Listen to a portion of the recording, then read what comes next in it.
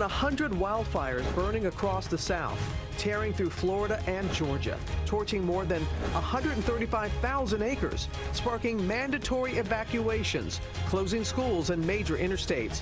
Now, new fire watches and red flag warnings this morning. ABC News exclusive. New details about that Penn State sophomore who died during an alcohol-fueled hazing ritual. 18 students now face charges after the frat brothers waited nearly 12 hours to call 911. This morning, the one student who says he tried to help is speaking out only on GMA. Swing and a miss, and it is over. Major League Marathon. The Cubs and Yankees battling it out in a record-breaking game overnight, going 18 innings, 6 hours, and nearly 600 pitches. The incredible dive into the stands, and the moment it all finally ended. Live in Times Square, this is GMA with Robin Roberts, George Stephanopoulos, and Michael Strahan. Morning, everyone. Hope everyone had a fantastic weekend. How about, oh, come on, 18 innings. That's a long game. 18 innings, which took 6 hours and 5 minutes. And as you can see, as the night wore on, the stands started to empty out. But you know, you have those diehards who say, I'm not leaving till the game is over. They powered through to the very end in 41-degree weather. I have to take my hat off to those fans. Yes, well done. Yes. All kinds of records set last night. We're going to have more on that ahead. But first, the major headlines out of Washington. Sally Yates, Deputy Attorney General who was fired by President Trump, will testify on Capitol Hill this afternoon on her warnings to the White House about Russia that led to the firing of former National Security Advisor Michael Flynn. And President Trump's travel ban heading back to court. 15 federal judges are due to hear arguments that the executive order, which would suspend entry into the U.S. for travelers from several Muslim-majority countries, is unconstitutional.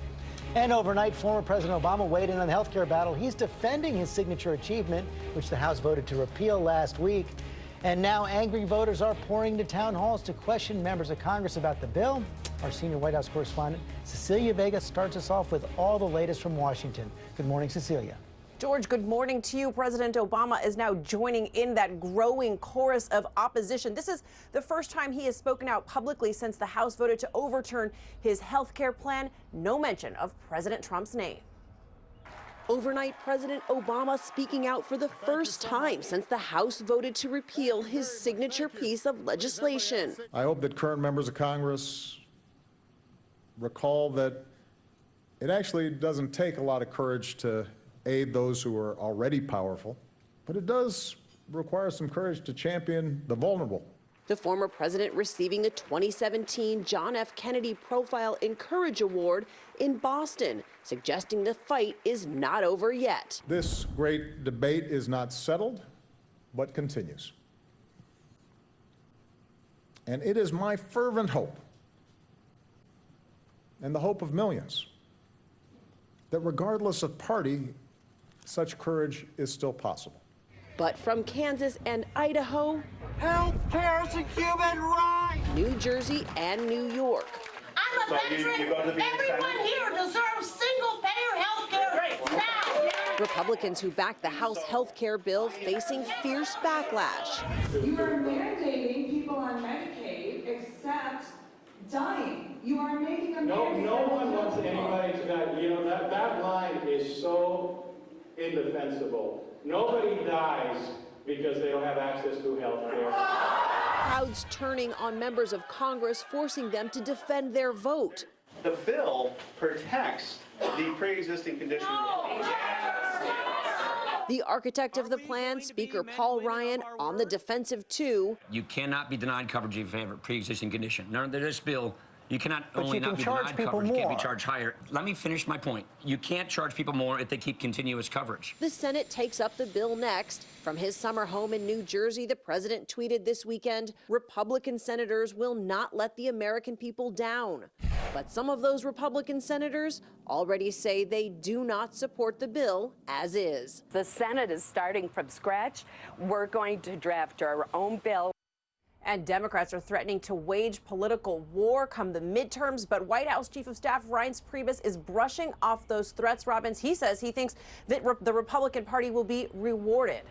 All right, we'll see. Cecilia, thank you. The health care bill is now in the Senate's hands, and they are promising to start from scratch, as we've been saying. Our congressional correspondent, Mary Bruce, has new details. Joins us this morning from Capitol Hill. Good morning, Mary.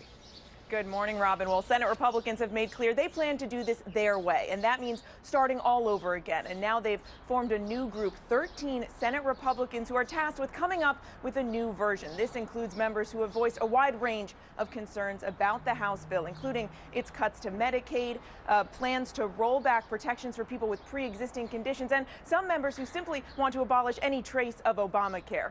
The hope here is that if these members can come together and find something they can agree on, then surely it has a chance of passing. But already the group is coming under fire for its lack of diversity. You'll notice it does not include any women. Yes, that's raising a lot of eyebrows. And even though this bill is likely to change, that is not stopping Democrats from targeting Republicans who signed on this bill in the House. Yeah, the left is intent on making sure that Republicans own this vote in the House. And now there's a new ad blitz out this morning targeting 24 House Republicans who voted for this bill, a pro-Obamacare group spending more than $500,000 with the goal of making Republicans own this vote, making them pay a political price. Robin. All right, Mary, thank you. Now to that highly anticipated day on Capitol Hill. Former acting Attorney General Sally Yates set to testify about Russian interference in the election and face questions about what she told administration officials. This as President Trump tweeted over the weekend that the focus should be on the Democrats' dealings with Russia. Our senior justice correspondent Pierre Thomas has more from Washington. Good morning, Pierre. Robin, good morning. Today, Russia will be back in the spotlight on Capitol Hill, as will the story of the highest-ranking Trump administration official to resign. I am delighted to be able to welcome you here today. In just a few hours, all eyes will be on former Deputy Attorney General Sally Yates, who all but ended the brief tenure of former National Security Advisor Michael Flynn. She apparently has some information as to who knew what when that she is willing to share. Yates took center stage when she notified the new Trump White House that she was concerned that Flynn had been communicating with the Russian ambassador about President Obama's sanctions against the Kremlin for meddling in the U.S. election.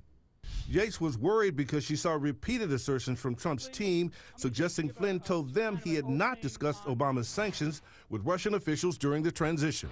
But Yates knew otherwise because Flynn was caught on electronic surveillance, allegedly talking with the Russian ambassador shortly after the sanctions were announced. When those alleged misstatements were exposed, Flynn was forced to resign. The information was provided by, who I don't know, Sally Yates, and I was a little surprised because I said, doesn't sound like he did anything wrong there, but he did something wrong with respect to the vice president, and I thought that was not acceptable. Today, Yates is expected to describe her concerns about Flynn in more detail, but there are limitations on how specific she can be because of ongoing investigations into Russia. And there are also limits because much of what she knows is based on classified information and secret surveillance, George. Okay, Pierre, thanks very much. Let's talk about this more now with our chief White House correspondent, John Karl, and John Avlon, editor-in-chief of the Daily Beast. A lot to get to this morning. John Karl, let me begin with you on this testimony from Sally Yates. You got something going on in the White House now where White House officials trying to really get some distance from Flynn, who, of course, was fired. The president still defends him in some respects. The president has said that Flynn was a victim of a witch hunt, and yet he was fired because he misled the vice president. And the significance of the Sally Yates testimony is she is expected to make it clear that she warned the White House well in advance that Flynn was not being truthful. It was only after those reports became public in the press that the president actually acted to fire him. But the sense here is the president is still upset that the way Flynn, with the way Flynn has been vilified in all of this. Okay, let's talk about health care right now. John Avlon here as well. You heard Reince Priebus says this is going to be a big win for Republicans, but Democrats licking their chops politically after the passage of this bill. And if history is any guide, generally after a vote like this, the party who takes it loses some seats next time. Yeah, that's absolutely right. I mean, when a party has unified control, that first midterm election has been a shellacking for them, especially when there's a vote on these third rail issues. Look, here's the thing. Democrats may be getting a little bit out over their skis. This bill is unpopular. Republicans were focused on passing anything almost at any cost. But now the Senate's going to take over and presumably temper some of the most polarizing aspects. If the Republicans who are in districts that Hillary Clinton won are going to have a walking dead sign of them coming to this midterm election. There's no question. But if the Senate can pass something that's less polarizing, it's still a long way till 2018. And John Carl, that is a big if right now. We saw Susan Collins tell me yesterday they're going to take a fresh start in the Senate. Talk about how the White House is going to get in the middle of this process. They kind of had a touch-and-go relationship with the House.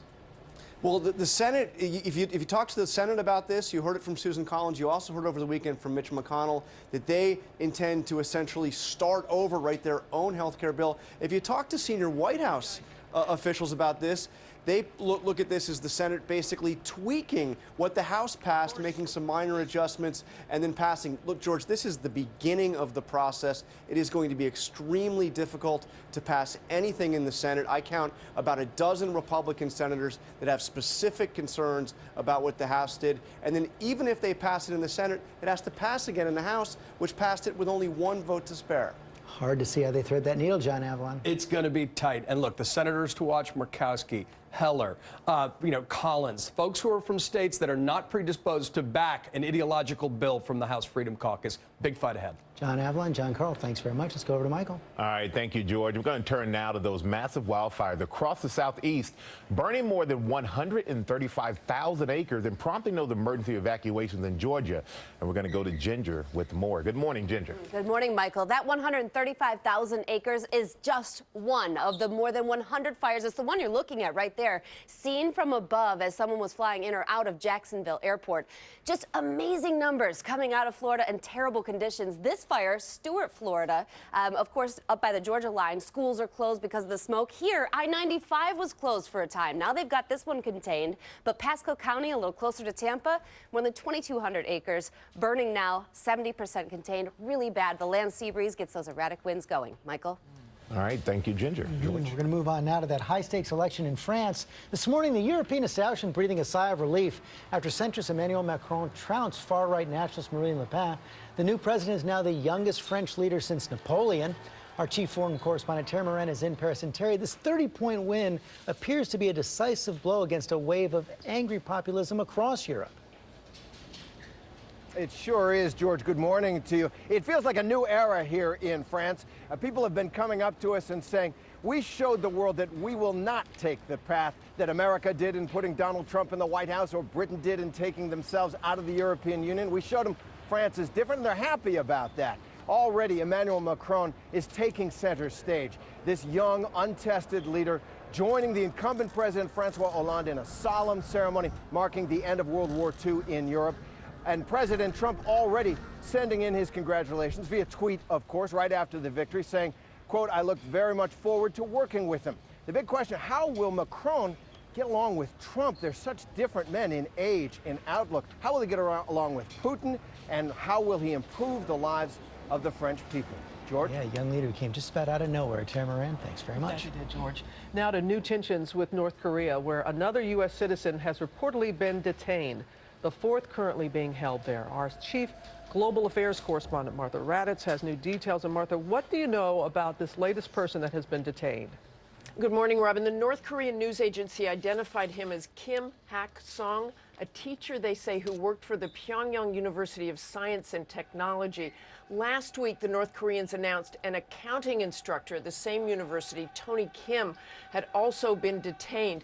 The two other Americans are Kim Dong-chul and the young University of Virginia student, Otto Warmbier, held for over a year there. They are some of the 800 to 1,000 Americans, Robin, who visit North Korea every year. This comes, of course, as tensions are escalating with North Korea over their so-called nuclear, and not so-called, their nuclear ambitions. And some are calling this a hostage diplomacy. How is the White House responding? Well, the White House isn't saying much, but there are really two reasons the North Koreans take hostages: bargaining chips and security. They want to try to use them in negotiations, but I think a bigger reason right now is they want to discourage the U.S. from taking any kind of military action which could threaten the lives of those hostages. It is one reason the U.S. so strongly warns American citizens not to visit North Korea. Robin? I think people are surprised about how many people, Americans, do travel there, as you said. All right, Martha, thank you very much. Let's go to Amy now with the morning's other top stories, starting with a shooting in Miami Beach. That's right. A manhunt is underway in Miami for a suspect who opened fire on a couple outside the city's famous Fontainebleau Hotel in Miami Beach. Police say the male victim was hit several times and is in critical condition. The woman was hit once and is in stable condition. No word yet on a possible motive. Well, the governor of Texas has signed a bill banning so-called sanctuary cities. The law allows police to ask anyone they detain, even during routine traffic stops, if they're in the country legally. Sheriffs could be jailed if they don't cooperate with the immigration officials. And the governor made that announcement on Facebook with no advance notice. New details about the death of Olympic gold medalist Stephen Holcomb. The bobsled champion was found dead at a training center in Lake Placid. An autopsy lists cause of death as lung congestion. Holcomb was just 37 years old. Well, a marathon game at Wrigley Field overnight finally ended at 2:15 a.m. Eastern. The Yankees needed 18 innings to beat the Cubs 5-4.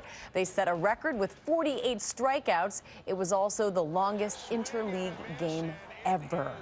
And finally, getting caught sleeping on the job is bad enough, but it's particularly bad when you're an airline pilot. The captain on a Pakistani airline flight reportedly suspended after he was caught in this photo, snuggling up there in business class in front of all the other passengers. He apparently left a trainee at the controls on a flight to London. You'd think if he needed to take a rest, he might not do it in front of everyone. Yeah, but sometimes we have seen pilots do that. They have a little area in the back away from other people, like so they don't know that the pilot's sleeping on the job. Okay. And then plus, and leaving a trainee. It was a 2.5-hour nap, by the way. Yeah. Just okay, that's not a nap. We're counting. I just never thought they had an area to sleep. That really scares me now. So thank you for pointing that out. And now we're going to go to another incredible rescue. A man who's lucky to be alive this morning after driving into a mine shaft, plunging nearly 100 feet underground, and he's lived to talk about it. Jesse Palmer, you got the rest of the story. Good morning, Michael. You're right. This man is so lucky. Rescuers risked their lives to save him after he spent a night trapped underground in the Utah wilderness. Victim is out of the hole. Overnight, a miracle rescue. A man trapped 90 feet inside an open mine shaft brought to safety after the utility vehicle he was driving lodged above his head. He thought he'd been down there for days. He lost track of time. He'd been passed out, knocked unconscious. You're responding out to the 5 Mile Pass area. Again, 5 Mile Pass. This is going to be for an individual that drove an ATV into an open mine shaft. He's been there overnight. No injuries at this time. We are having search and rescue respond as well. Trent Whittup was camping with friends Sunday in a remote area of Utah when he set out in search of firewood. Just after 2 a.m., his UTV fell into a mine shaft. Thrown from the seat, Whittup careened 90 feet below. His friends, searching all night, located the four-wheeler around 8 a.m. and called for help. The rescue team then faced with the dangerous task of getting Whittup out safely as the UTV dangled above. Using ropes, it took rescuers a little over an hour and a half to pull Whittup to safety. He was airlifted to a local hospital in serious condition. Trent Whittup is one lucky man this morning, and guys, obviously very lucky his friends had the wherewithal to keep searching for him throughout the night. Yeah, happy ending like that. Thank you, Jesse. Ginger, maybe it's cold outside. It is cold here in the Northeast, and it's not often that it's this cold in May. It's not often that it's this haily. That's not a word, but hailing in Southern California. And look at this red carpet, the MTV Movie Awards. They had to get everybody inside in the garage. There was lightning. I'll track that storm coming up. But first, the Select Cities brought to you by CarMax. Acronyms are fun. LOL, laugh out loud, BTW, by the way, and of course, We Be Sedibo. We'll buy your car even if you don't buy ours. Hey, what if I wanted to sell my car? We Be Sedibo. We Be Sedibo? We'll buy your car even if you don't buy ours. We Be Sedibo. We Be Sedibo. We Be Sedibo. We Be Sedibo. We Be Sedibo. We Be Sedibo. We Be Sedibo. No, we cool. I got you. Okay. It's the right thing to do.